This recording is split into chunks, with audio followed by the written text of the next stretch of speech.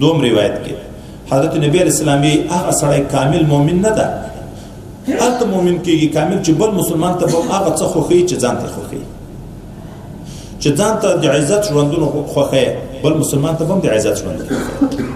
چې ځان په باب کې عدل او انصاف غواړي چې ما سره څوک ظلم ونه کړي نو ته هم دې بل چا سره ظلم نه کړي ځان دپاره د خپلو حقوقو کامله مطالبه لري چې ما ته خپل حق پوره راکړی شي نو د بل هم پوره حق ورکړي ته چې په یو دیني کار لګیا یې دا شوق دی چې دا خلک د ما سره په دا دیني کار کې کومک وکړي نو ته هم د بل چا سره په دیني کار کې کومک کوه هلته بیا انسان ایمان کامل کېږي دا وروسته روایت کې حضرت ابن عباس رضی الله عنه چې د نبی اسلام د اکا زوی ده او کشر ده ګوره چې نبی اسلام د دنیا نه تلو دی 14 کلن نو دا یو نو مخکې به په څه وخت کې دا نصیحت ورته کړی مولانا ذکریا صاحب وایي دغه حدیث هر ټکره د تصوف یو نقطه ده دا تصوف د احادیثو نه اخذ دي دغه حدیث هم وایي په هغه احادیثو کې ده چې تصوف ټول تر ماخذ شوي دي حضرت ابن عباس رضی الله عنهما ته نبی علیه الصلاة والسلام وایي د یوې ځای شاته روان یم ما ته ویل یا غلام یا هلکه زه به یو څو خبرې در وښیم یاد یې لره عمل بیا په کوه اول احفظ الله يحفظك احفظ الله ته د خدای پاک د حقوقو حفاظت کوه په دین عمل کوه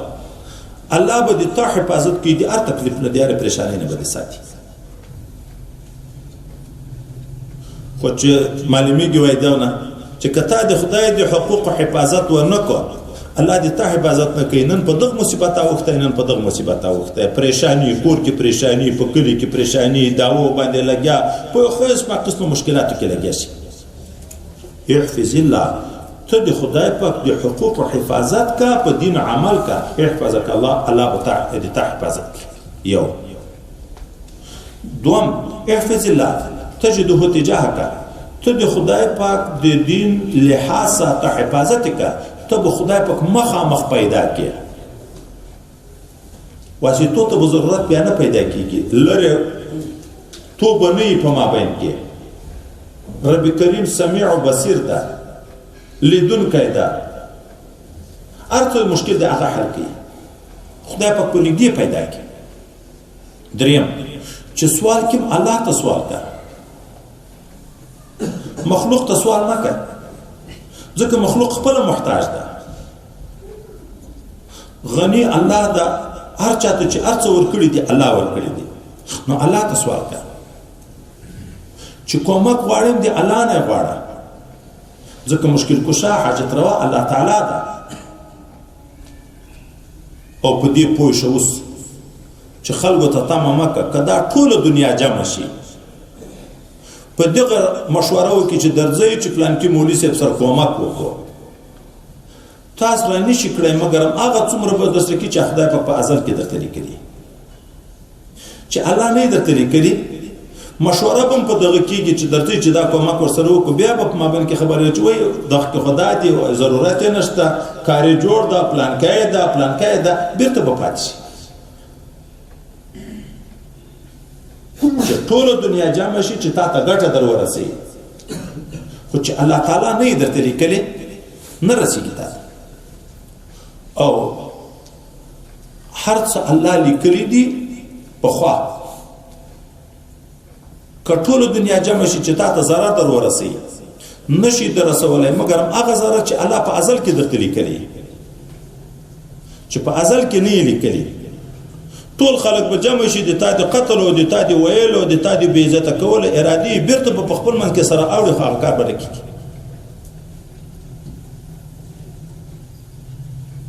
ولارسل الله لیکلي د رفعت الاقلام وجفت الصحف قلمونه جګ شوي صحیفې وچ شوي دي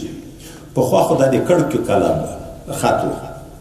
اوس کله سړی چې خط لیکي په تخته باندې لکه دا اسکول ارکان چې په تخته یا د کشران چړیان چې په تخته په خوا خو دغه و صحیح به ورته کې او دا تور رنگونه به چې طالبانو دغه به تیار چړیانو ته دغه و او چې ویلې کې تخته چاټکه غلط شي الون چې زر رنګيږي او چې وچ شي بیان رنګيږي په هغه کې محو اثبات راځي دا لري کې بیرته بیا سم ولیکي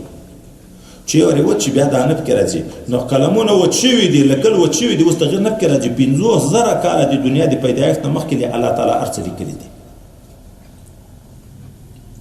او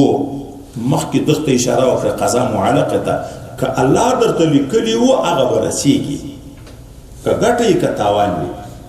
که الله نه درته لیکلي ابیا نشته تر رسېدلی قضا مبرمه کې تغیر نشي کېدای